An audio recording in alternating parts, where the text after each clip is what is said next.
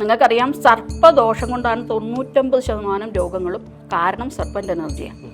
അത് നമ്മുടെ സ്വാധിഷ്ഠാന ചക്രം എന്ന് പറയും, രണ്ടാമത്തെ വാട്ടർ എലമെൻറ്റുമായി ബന്ധപ്പെട്ട ചക്രം. ഈ ചക്രവുമായി ബന്ധപ്പെട്ടിട്ടാണ് സർപ്പൻ്റ് എനർജി നിൽക്കുന്നത്. സന്താനമില്ലായ്മ അങ്ങനത്തെ പ്രശ്നങ്ങളൊക്കെ ഉള്ളവർ വരികയാണെങ്കിൽ അതിൽ കൃത്യമായിട്ട് അവരുടെ ട്രഡീഷനിൽ നിൽക്കുന്ന ഈ സ്ഥലസംബന്ധിയായിട്ടുള്ള നാഗം. സർപ്പൻ്റ് എനർജി എന്ന് പറഞ്ഞാൽ നമ്മുടെ നാഡികളിലൂടെയാണ് പ്രാണൻ സഞ്ചരിക്കുന്ന പോലെ ഇത് സഞ്ചരിക്കുന്നത്. അവരൊക്കെ മരിച്ചിട്ട് അവരുടെ ദേവതയൊക്കെ തെണ്ടി നടക്കുകയാണെങ്കിൽ അവർ ഈ എനർജി ബോഡി, നമ്മുടെ എനർജി ബോഡി അവർ പ്രൊഡക്ഷനിലാണ് പ്രശ്നം. അതുണ്ട്, ജനറ്റിക്കലായിട്ട് വരുന്നുണ്ട്. അതും ജനറ്റിക്കലായിട്ട് എല്ലാവരിലും അതും വരുന്നില്ല.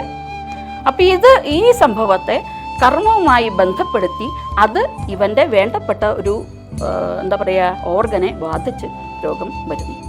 ഇനി അതിനെയാണ് ഒരു ഹീലർ ചികിത്സിക്കാൻ പോകുന്നത്. ഞങ്ങൾക്ക് ഈ ഹീലിങ്ങിൻ്റെ പ്രോസസ്സിലേക്ക് ഇറങ്ങിയപ്പോഴാണ് ഇത് വളരെ സൂക്ഷിക്കേണ്ട ഒരു ഭാഗമാണെന്ന് മനസ്സിലായി. അങ്ങനെയാണ് ഞങ്ങൾ ഈ ഓറ റീഡിങ്ങിലേക്ക്.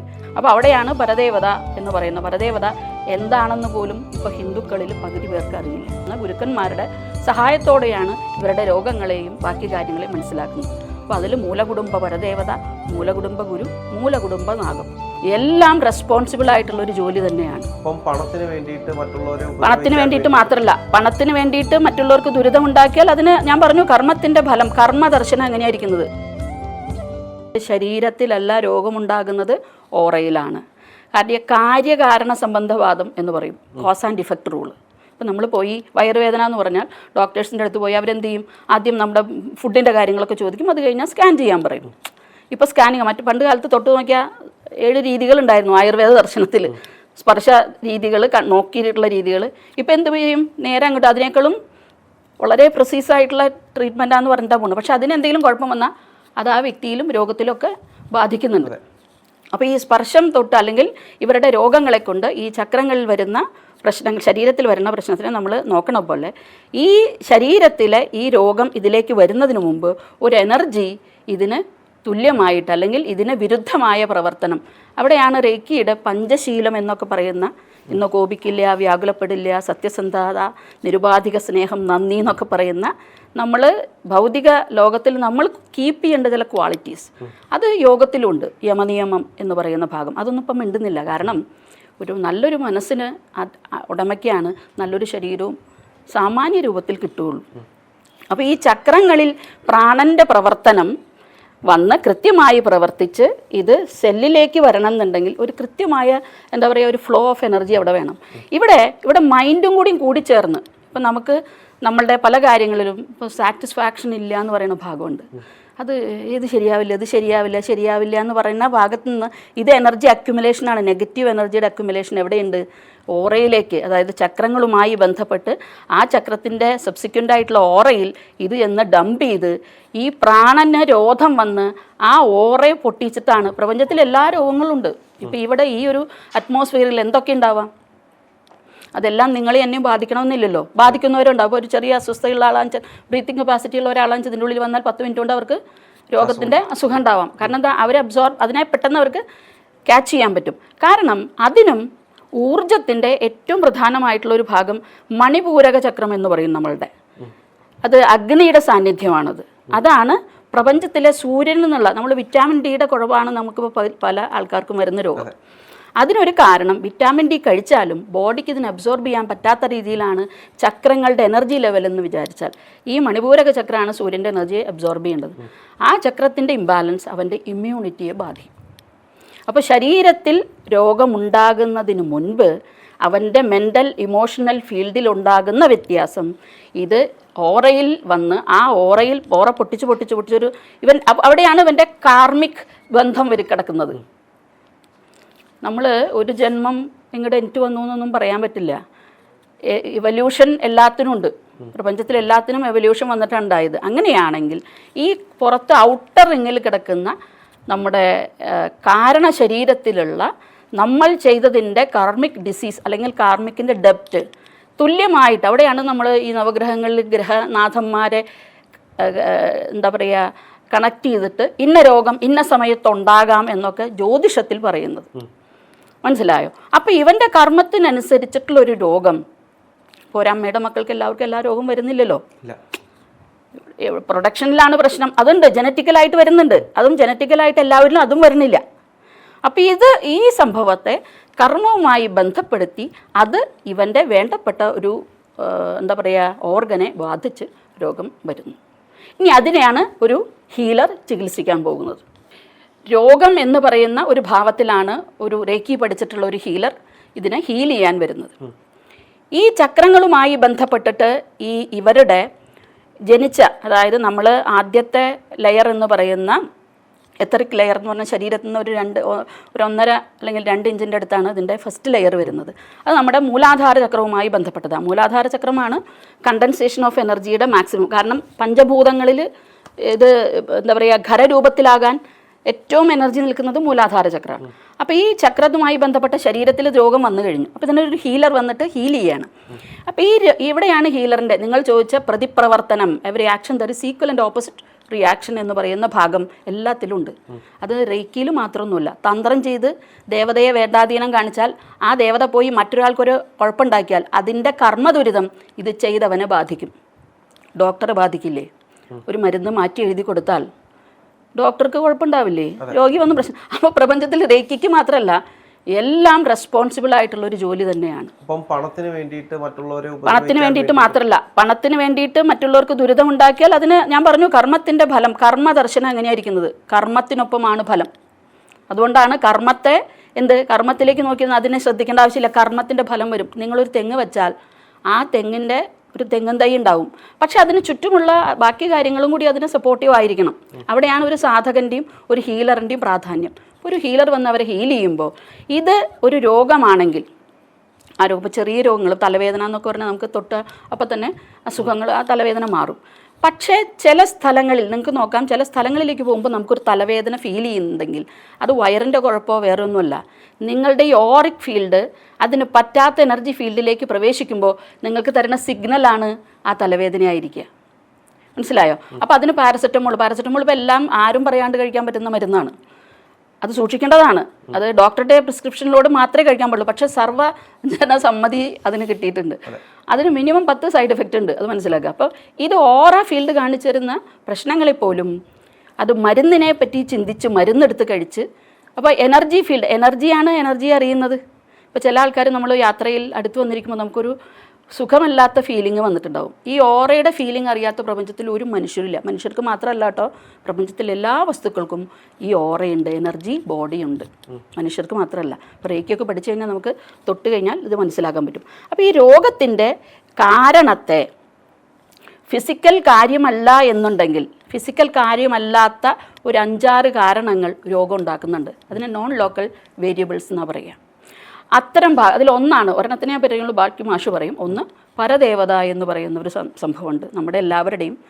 അത് ഏത് മതത്തിൽപ്പെട്ടവരാവട്ടെ, അവർക്ക് അവരുടെ പ്രൈം എനർജിയിൽ സപ്പോർട്ടീവായിട്ട് അവരുടെ എല്ലാ കാര്യങ്ങൾക്കും ഐശ്വര്യവും ആരോഗ്യവും സന്തോഷമൊക്കെ തരാൻ പറ്റുന്ന ഒരു ഊർജ്ജമുണ്ട്. അതാണ് പരദേവത. അത് മൂലാധാരത്തിൽ ചക്രത്തിൽ, അത് ആ തന്ത്രത്തിൽ കുണ്ടലിനി പരദേവത എന്നാണ് പറയുക. അതിന് കുണ്ടലിനിയെ പരദേവതയായിട്ട് പറയാമെന്ന്. അപ്പോൾ ഈ ശക്തിയെ, ഈ ഊർജ്ജത്തെ, ഇപ്പോൾ റേക്കി പഠിച്ചിട്ടുണ്ടെങ്കിലും അവന് ഈ കുണ്ടലിനിയിൽ ഇരിക്കുന്ന പരദേവത പോസിറ്റീവ് ആണെങ്കിൽ മാത്രമാണ് ആ ഹീലർക്ക് നല്ല രീതിയിൽ ഹീൽ തന്നെ ചെയ്യാൻ പറ്റുള്ളൂ. അപ്പോൾ ഈ രോഗവുമായി ബന്ധപ്പെട്ട് ഇത്തരം എനർജികൾ ബന്ധമുണ്ടെങ്കിൽ ആ എനർജിയെ കൈകാര്യം ചെയ്യുമ്പോൾ സൂക്ഷിച്ച് കൈകാര്യം ചെയ്യണം. ഒന്ന്, നല്ല രീതിയിൽ പ്രൊട്ടക്ഷൻ എടുത്തിരിക്കണം. ഈ ഹീലർ ഈ രോഗിയെ ഹീൽ ചെയ്യുന്നതിന് മുമ്പ് ഈ നെഗറ്റീവ് ഫീൽഡ് എനർജിയാണ്, മരുന്ന് കൊടുക്കണില്ല. ബോഡിയിൽ കൈവയ്ക്കുമെങ്കിലും ബോഡിയിലല്ല ഇത് പ്രവർത്തിക്കുന്നത്. എവിടെയാണ്? ഓറയിലാണ്. സബ്സിക്വൻ്റ് ആയിട്ടുള്ള ചക്രവുമായി ബന്ധപ്പെട്ട ഓറയിലാണ് രോഗം കിടക്കുന്നത്. റേക്കി സുബോധമുള്ള ശക്തിയാണ്. നമ്മൾ പറഞ്ഞു ശക്തിയും ശിവവും രണ്ടായിട്ടിരിക്കുന്നില്ല എന്ന്. അതിൻ്റെ ഏറ്റവും വലിയ എന്താ പറയുക ദൃഷ്ടാന്തമാണ് റേക്കി. നമുക്ക് ഈ റേക്കി പഠിച്ചിട്ടുള്ളവർക്ക് MBBS പഠിച്ചിട്ടൊന്നുമല്ല റേക്കി. 2 ദിവസം കൊണ്ടാണ് അതിൻ്റെ ആദ്യത്തെ ഭാഗം പഠിക്കുന്നത്. അവിടെ നമ്മൾ പഠിപ്പിക്കുന്നത് നിങ്ങൾ ശാന്തമായിട്ടൊരു മീഡിയമായിട്ട് നിന്നാൽ മതി. കാരണം ഊർജ്ജമാണ് ചികിത്സിക്കുന്നത്, നിങ്ങളല്ല. ആ ഊർജ്ജത്തിന് ബോധമുണ്ട്. ആ ഊർജ്ജം കൃത്യമായിട്ട് എന്താണോ കാരണം, ആ കാരണത്തിലേക്ക് റേക്കി പ്രവർത്തിക്കും. ഇതാണ് നമ്മൾ പഠിപ്പിക്കുന്നത്, നമ്മൾ മനസ്സിലാക്കുന്നത്. പക്ഷേ ഈ ഒരു ഊർജ്ജത്തെ മറ്റൊരു ഊർജ്ജത്തിലേക്ക് മാറ്റാനേ പറ്റുള്ളൂ. Energy neither be created nor B destroyed. അങ്ങനെയല്ലേ ഊർജ്ജ നിയമം. അങ്ങനെ വെക്കുമ്പോൾ ഈ വരുന്ന രോഗത്തിൻ്റെ നിഷേധ ഊർജ്ജത്തെ വേറൊരു തലത്തിലേക്ക് ഇത് ട്രാൻസ്ഫർ ചെയ്യുന്നത് മാത്രമേ ഉള്ളൂ. ഇവിടെ നിന്ന് മാറുന്നു എന്നുള്ളൂ. ആ മാറുന്നത് ഇവനിലേക്ക് ആവാം. എവിടേക്ക്? ഡയറക്റ്റ് ടു ദി ഹീലറിലേക്ക് വരാമെന്ന്. അത് നിങ്ങൾ മര്യാദയ്ക്ക് ഒരു കാര്യം ചെയ്തില്ലെങ്കിലും അതിൻ്റെ ചീത്ത നിങ്ങൾക്ക് കിട്ടുമല്ലോ. ആ തരത്തിൽ ഹീലറിലേക്കും ഈ രോഗം വരാം, അല്ലെങ്കിൽ ഈ പ്രശ്നം വരാം. അപ്പോൾ ഇത് വരാതിരിക്കാനുള്ള പ്രിക്കോഷൻസും എനർജിയിലുള്ള അതിൻ്റെ ബോധവും ആ ഹീലർ ഉണ്ടാക്കിയിരിക്കണം. അവിടെയാണ് ഇതിലും ഒരു ജ്ഞാനമുള്ള ഒരു പരമ്പര റേക്കിയുടെ വളരെയധികം ആവശ്യമുള്ളൊരു സമയമായിട്ടുണ്ട്. ഇത് പഠിപ്പിക്കുമ്പോൾ വെറുതെ കൈവച്ചാൽ എല്ലാം മാറുമെന്ന് പറഞ്ഞിട്ട് അങ്ങനെയൊന്നും ചുമ്മാ കൈവയ്ക്കാനോ കാര്യങ്ങൾക്കൊന്നും ചെയ്യാതിരിക്കുന്ന നല്ലത്. റേക്കി ചെയ്യണം, പക്ഷെ അത് പ്രോപ്പറായിട്ടുള്ള ഒരു എന്താ പറയുക, നല്ലൊരു ഗൈഡൻസിൽ ഒരു ഗുരുനാഥനിൽ നിന്ന് മനസ്സിലാക്കി ഹീൽ ചെയ്യുന്ന രീതിയിൽ ചെയ്യാം. ഇല്ലെങ്കിൽ റേക്കിക്ക് മാത്രമല്ല എല്ലാത്തിനും പ്രശ്നങ്ങളുണ്ട്. അപ്പോൾ ഈ രോഗത്തിൻ്റെ കാരണം ഇപ്പോൾ ഒരു നെഗറ്റീവ് ഫീൽഡായെന്നിരിക്കട്ടെ, നമ്മൾ പറയില്ലേ, ഇപ്പം എല്ലാവരും മനസ്സിലാക്കുന്നുണ്ട്. പോലെ എന്താ പറയുക, നമ്മൾ മണിച്ചിത്ര താഴ് കണ്ട പോലെ ഒരു നമ്മുടെ മനസ്സിനെ മറ്റൊരു എനർജി, ഇതിനേക്കാൾ ശക്തമുള്ള ഒരു എനർജിയെ ബാധിക്കുക. അതാണ് ബാധ എന്ന് പറയുന്നത്. ആ എനർജിയാണ് ഈ രോഗത്തിന് കാരണമെങ്കിൽ എനർജി രോഗങ്ങളുണ്ടാക്കും, നെഗറ്റീവ് എനർജി രോഗങ്ങളുണ്ടാക്കും. അതിനെപ്പറ്റി മാഷ സംസാരിക്കും. അപ്പോൾ ആ എനർജിയെ മാറ്റണമെങ്കിൽ അതിന് സബ്സിക്വൻ്റ് ആയിട്ടുള്ള എനർജി എന്ത് ചെയ്യണം? ഇവിടെ നിന്ന് കൊടുത്തിരിക്കണം. ഇപ്പോൾ വയറുവേദനയ്ക്കുള്ള മരുന്ന് ഡോക്ടർ പ്രിസ്ക്രൈബ് ചെയ്താൽ തലവേദനയുടെ മരുന്ന് കഴിച്ചാൽ വയറുവേദന മാറില്ല എന്ന്. അതുപോലെ റേക്കിയിലും കൃത്യമായ റേക്കി ഒന്നേ ഉള്ളൂ, പക്ഷെ അത് അത് ഇന്ന രീതിയിൽ പ്രവർത്തിച്ച് അതല്ലെങ്കിൽ ഇന്ന രീതിയിൽ അതിന്ന് നെഗറ്റീവ് വരുമ്പോൾ ഇന്ന രീതിയിലേക്ക് അത് ചേഞ്ച് ആവണം എന്നൊക്കെ ഒരു ബോധം നമുക്ക് കൂടുതൽ ഇതിൻ്റെ മുകൾ തലങ്ങളിലേക്ക് പോകുമ്പോൾ മനസ്സിലാക്കിയിരിക്കണം. റേക്കി സ്വാഭാവികമായി പ്രവർത്തിക്കും, ഒരു സംശയമില്ല. അതുകൊണ്ടാണ് അതിൻ്റെ ഹയർ ലെവലിലേക്ക് വരുമ്പോൾ പല യന്ത്ര കോമ്പിനേഷൻസ്, ചില സങ്കല്പങ്ങൾ, പിന്നെ നമ്മൾ നിൽക്കേണ്ടത് രീതികൾ, ഇതൊക്കെ ഇതിൽ ഹയർ ലെവലിൽ പറയുന്നുണ്ട്. ഇല്ലെങ്കിൽ നിങ്ങൾ പറഞ്ഞ പോലെ പ്രശ്നങ്ങൾ ഉണ്ടാകാം, ഇല്ല എന്ന് പറയാൻ പറ്റില്ല. മാം ഇപ്പോൾ പറഞ്ഞതുപോലെ ഇപ്പോൾ ഇവർക്ക് ഇത്തരത്തിലുള്ള കാര്യങ്ങളെല്ലാം സംഭവിക്കുന്നുണ്ട്. ഒരു ഗ്രാൻഡ് മാസ്റ്റർ എന്ന ലെവലിൽ ഇപ്പോൾ ഇത്തരത്തിലുള്ളൊരു ഹീലർ വരികയാണെങ്കിൽ ഇവരുടെ ഈ ഓറയിൽ ഇതൊക്കെ ഉണ്ട് എന്ന് നമുക്ക് ഒറ്റയടിക്ക് കാണാൻ കഴിയുമോ, അല്ലെങ്കിൽ അത് തിരിച്ചറിയാൻ കഴിയുമോ? അത് ഞാൻ പറഞ്ഞു, ഓറ എന്ന് പറഞ്ഞാൽ ജന്മജന്മാന്തരങ്ങളുടെ എല്ലാം ജന്മജന്മാന്തരങ്ങളായി ചെയ്തിട്ടുള്ള പുണ്യവും പാപവും ഒക്കെ ഇതിൽ വളരെ മൈന്യൂട്ടായിട്ട് ഇംപ്രിൻസ് ചെയ്തിട്ടുള്ള ഒരു എനർജി ഫീൽഡാണ് എന്ത് കാരണശരീരം എന്ന് പറയുന്ന ഔട്ടർ എനർജി ഫീൽഡ്. നമ്മളത് കെത്തറിക് ലെയർ എന്നാണ് പറയുക. ഔട്ടറിൽ ഒരു 3.5 അടി പുറത്തേക്ക് നിൽക്കുന്നത്. അപ്പോൾ തലയുടെ ഭാഗത്ത് കട്ടി കൂടിയും പാദത്തിൻ്റെ ഭാഗത്ത് കട്ടി കുറഞ്ഞും ലിംഗസ്വരൂപത്തിൽ തന്നെയാണ് ഓറയിരിക്കുന്നത് സാധാരണ മനുഷ്യരിൽ. അപ്പോൾ ഇതിൽ ഒരു ഹീലറാണ് വെച്ചിട്ടുണ്ടെങ്കിൽ അവർക്ക് സാധനങ്ങളെ കൊണ്ടും അതിന് വേണ്ടുന്ന ചില പ്രത്യേക പ്രൊട്ടക്ഷൻസും കാര്യങ്ങളൊക്കെ ഉണ്ട്, പ്രൊസീജിയർ ഉണ്ട് അതിന് വേണ്ടി കൃത്യമായിട്ട്. അത് പഠിച്ചിട്ടുള്ളവരാണെന്നുണ്ടെങ്കിൽ അവർ ആ പ്രൊട്ടക്റ്റഡ് ഏരിയയിൽ നിന്നിട്ടാണ് ഒരു രോഗിയെ ചികിത്സിക്കുന്നത്. അപ്പോൾ രോഗത്തിന് നമുക്ക് മനസ്സിലാവും, ചികിത്സിച്ചിട്ട് ഒരു രോഗത്തിൽ നിന്ന് കണ്ടിന്യൂവേഷൻ അടുത്ത രോഗത്തിലേക്കുള്ള മാറ്റം. ഇപ്പോൾ നമ്മൾ മൾട്ടി സ്പെഷ്യാലിറ്റി ഹോസ്പിറ്റലിൽ പോയാൽ പലതരം രോഗങ്ങളായിട്ടാണ് ഒരു വ്യക്തി ഇരിക്കുന്നത്. അപ്പോൾ ഒരു കമ്പാർട്ട്മെൻ്റലായിട്ട് ഇതിനെ കാണുന്ന സമയത്ത് വിദേശത്തൊക്കെ 5-8 ഡോക്ടർമാരെ ഒന്നിച്ചിരുന്നിട്ടാണ്. ഇവിടെ ഒരു ഡോക്ടറെ അടുത്ത് പോയാൽ അടുത്ത വിങ്ങിലേക്ക് നമ്മൾ പോകേണ്ടി വരും. അപ്പോൾ റേക്കിയിൽ ഇങ്ങനത്തെ അവസാനമാണ് റേക്കി ട്രീറ്റ്മെൻറ്റിലും കാര്യങ്ങളിലേക്കൊക്കെ രോഗം വരുന്നത്. അപ്പോൾ അതിൽ പലതരം മൾട്ടിപ്പിൾ സിംറ്റംസ് ഈ രോഗിയിൽ കാണുന്നതുണ്ടെങ്കിൽ നമ്മൾ അവരുടെ ഓറ ഒന്ന് റീഡ് ചെയ്യും. അപ്പം ഞാനൊരു ഓറ റീഡറാണ്. അപ്പോൾ പലതരം രോഗം, കാരണം മരുന്ന് കഴിച്ച് അല്ലെങ്കിൽ മരുന്നിനോടുള്ള വൈമുഖ്യം വന്ന് ഇനി ഒന്നും നടക്കില്ല എന്നുള്ള രീതിയിലോ, അല്ലെങ്കിൽ ഇതിനെ ഇങ്ങനത്തെ ഒരു ചികിത്സയുണ്ട് നമുക്ക് അതും കൂടി നോക്കാം, സപ്പോർട്ടീവായിട്ടും റെക്കി ചെയ്യുന്നതുണ്ട്, ചെയ്യാം. എനിക്കിത് കാണാൻ കഴിഞ്ഞു തുടങ്ങി. അതായത് നമ്മൾ ഇങ്ങനെ വന്നിരിക്കുമ്പോൾ ഇപ്പം ഞാൻ അങ്ങനെ നോക്കില്ല, നമുക്കൊരു മെഡിറ്റേഷനിലിരുന്ന് നമുക്ക് നോക്കുമ്പോൾ ഈ ഫീൽഡിൽ ഓറയെ കാണാൻ, ഓറയെന്ന് വെച്ചിട്ടുണ്ടെങ്കിൽ ഓറയ്ക്ക് ഓരോ കളേഴ്സും കാര്യങ്ങളൊക്കെ ഉണ്ട്. ഞാൻ അതൊന്നും അത്രയും പ്രിസിസായിട്ടല്ല ഞാൻ പറയുന്നത്. ഈ എനർജി ഫീൽഡിൽ ഈ രോഗത്തിന്, ഇപ്പോൾ ഒരു രോഗിയാണെങ്കിൽ ആ രോഗത്തിന് തുല്യമായ സബ്സിക്വൻ്റ് ആയിട്ടുള്ള എനർജി ഫീൽഡിൽ സ്പിരിച്വൽ എനർജി ബാക്ക്ഗ്രൗണ്ട്സും നമുക്ക് കാണാൻ പറ്റും. അത് കണ്ടപ്പോഴാണ് എനിക്ക് മനസ്സിലായത് ഇത്തരം എനർജി, അതിനാണ് പറയുന്നത് നോൺ ലോക്കൽ വേരിയബിൾസ് എന്ന് പറയുക. നമുക്ക് ദൃഷ്ടിഗോചരമല്ലാത്ത ഊർജ്ജങ്ങളെ കൊണ്ട് രോഗങ്ങൾ ഉണ്ടാകുന്ന രീതി. 99% രോഗങ്ങളും ഇത്തരം കാര്യങ്ങളൊക്കെ ഉണ്ടാകും. ഒരു ജലദോഷം ഒഴിച്ച്, ജലദോഷം എന്ന് പറഞ്ഞാൽ പണ്ട് കാലത്തും ക്ലെൻസിങ് പ്രോസസ്സാണ്, നമ്മളെ ശുദ്ധീകരിക്കുന്ന പ്രോസസ്സാണ്. പണ്ടും ഒരു പനി ക്ലെൻസിങ് പ്രോസസ്സായിരുന്നു. ഇപ്പോൾ പനി വേരിയൻ്റായി പലതരത്തിലുള്ളതായി. അപ്പോൾ ഒരു രോഗി വന്നിരിക്കുമ്പോൾ നമ്മൾ അവരോട് പല പ്രശ്നങ്ങളുമായിട്ട്, അവർക്ക് ധനപ്രശ്നം അറിയാലോ, ചികിത്സയും കാര്യങ്ങളൊക്കെ ഒന്നും എല്ലാം ഇല്ലാണ്ടായി, രോഗം മാറുന്നില്ല, പല സൈക്കോളജിക്കലായിട്ടുള്ള പ്രശ്നങ്ങളിലേക്ക് മാറുക. ഇപ്പോൾ ഫിസിക്കലാണെങ്കിൽ നമുക്ക് ഒരു ടൈം ബീയിങ് നമുക്ക് മാറ്റാൻ പറ്റും. പക്ഷെ അത് മാനസിക തലത്തിലേക്ക് മാറിയാൽ വിഷമം തന്നെയാണ്. കാരണം താഴെയുള്ള ചക്രങ്ങളൊക്കെ അധികരിച്ച് ഈ വിശുദ്ധി തൊട്ട് മുകളിലേക്കുള്ള ചക്രങ്ങളിലാണ് ഇതിൻ്റെ പ്രശ്നമെന്നുണ്ടെങ്കിൽ അത് ചെറുതായിട്ട് പെട്ടെന്ന് 10 ദിവസത്തെയോ 21 ദിവസത്തെയോ ഹീലിംഗ് കൊണ്ടൊന്നും മാറില്ല. അവിടെയാണ് നമ്മൾ ഇതിൻ്റെ കാരണം എന്താണെന്ന് അന്വേഷിക്കേണ്ട ഒരു അവസ്ഥയിലേക്ക്, ഞങ്ങൾക്ക് ഈ ഹീലിങ്ങിൻ്റെ പ്രോസസ്സിലേക്ക് ഇറങ്ങിയപ്പോഴാണ് ഇത് വളരെ സൂക്ഷിക്കേണ്ട ഒരു ഭാഗമാണെന്ന് മനസ്സിലായത്. അങ്ങനെയാണ് ഞങ്ങൾ ഈ ഓറ റീഡിങ്ങിലേക്ക് വന്നത്. അപ്പോൾ ഓറയിൽ ഈ രോഗവുമായി ബന്ധപ്പെട്ടിട്ട് അപ്പോൾ ആദ്യത്തെ ഒരു 2-3 ലെയറിൽ നമ്മുടെ ജനിച്ച കുടുംബത്തിലെ ആ ട്രഡീഷണലിലെ എനർജി ഫീൽഡുകളെ നമുക്ക് കാണാൻ പറ്റും. എനിക്ക് എങ്ങനെയാണ് കാണാൻ പറ്റുന്നത്. അപ്പോൾ അവിടെയാണ് പരദേവത എന്ന് പറയുന്ന പരദേവത എന്താണെന്ന് പോലും ഇപ്പോൾ ഹിന്ദുക്കളിൽ പകുതി പേർക്ക് അറിയില്ല. ക്രിസ്ത്യൻസിന് അവരുടെ ഇടവകയെ അവർ പോകുന്ന കാരണം കൊണ്ട് അവർക്ക് ഇടവക ഏതാണെന്നറിയാം. ഇപ്പോൾ ഹിന്ദുക്കൾക്ക് അച്ഛൻ്റെ വേണോ അമ്മയുടെ വേണോ എന്നൊക്കെയുള്ള രീതിയിലാണ് അതേതാണോ അവർ കുടുംബപരമായി നോക്കുന്നത്. ചിലർക്ക് അച്ഛൻ വഴിക്കാണ്, ചിലർക്ക് അമ്മ വഴിക്കാണ്. ആ ട്രഡീഷൻ വെച്ചിട്ടാണ് നമ്മളിത് സ്റ്റാർട്ട് ചെയ്യുന്നത്. അപ്പോൾ ആ പരദേവത നമുക്കൊരു ഹെൽപ്ഫുൾ ആണെങ്കിൽ അവർ നമ്മളോട് സംവദിക്കും, ഞാൻ ഇന്നതാണ്, എനിക്ക് ഇവൻ്റെ പ്രശ്നം ഇന്നതുകൊണ്ടാണ്. അപ്പോൾ നമുക്കൊരു എന്തായി വേറൊരു അഡ്വൈസും കൂടി അതിൽ നിന്ന് നമുക്ക് ഇങ്ങോട്ടെടുക്കാം. ആ ദേവതയെ കണ്ട് അവരും ചിലതൊന്നും മിണ്ടില്ല. കാരണം 5 തലമുറയ്ക്ക് 6 തലമുറയ്ക്കായിട്ട് ഇവർക്ക് യാതൊരു ബന്ധമില്ലെങ്കിൽ ആ ദേവതകൾ മിണ്ടില്ല നമ്മളെ അടുത്ത്. അപ്പോൾ നമ്മുടെ ഗുരുപരമ്പരയുണ്ട്, നമുക്ക് സഹായമായി നിൽക്കുന്ന, നമ്മളെ ഇതിലേക്ക് നയിക്കുന്ന, നമുക്ക് ഇന്ന പ്രശ്നങ്ങളാണെന്ന് പറഞ്ഞു തരാൻ പറ്റുന്ന ഗുരുക്കന്മാരുടെ സഹായത്തോടെയാണ് ഇവരുടെ രോഗങ്ങളെയും ബാക്കി കാര്യങ്ങളെയും മനസ്സിലാക്കുന്നത്. അപ്പോൾ അതിൽ മൂലകുടുംബ പരദേവത, മൂലകുടുംബ ഗുരു, മൂലകുടുംബ നാഗം. നിങ്ങൾക്കറിയാം സർപ്പദോഷം കൊണ്ടാണ് 99% രോഗങ്ങളും കാരണം സർപ്പൻ്റ് എനർജിയാണ്. അത് നമ്മുടെ സ്വാധിഷ്ഠാന ചക്രം എന്ന് പറയും, 2ാമത്തെ വാട്ടർ എലമെൻറ്റുമായി ബന്ധപ്പെട്ട ചക്രം. ഈ ചക്രവുമായി ബന്ധപ്പെട്ടിട്ടാണ് സർപ്പൻ്റ് എനർജി നിൽക്കുന്നത്. ഇപ്പോൾ നമുക്ക് സന്താനമില്ലായ്മ അങ്ങനത്തെ പ്രശ്നങ്ങളൊക്കെ ഉള്ളവർ വരികയാണെങ്കിൽ അതിൽ കൃത്യമായിട്ട് അവരുടെ ട്രഡീഷനിൽ നിൽക്കുന്ന ഈ സർപ്പം കാണാൻ പറ്റും. അതിനൊപ്പം തന്നെ ഈ സർപ്പൻ്റ് എനർജി തന്നെ 3 തരത്തിലുണ്ട്.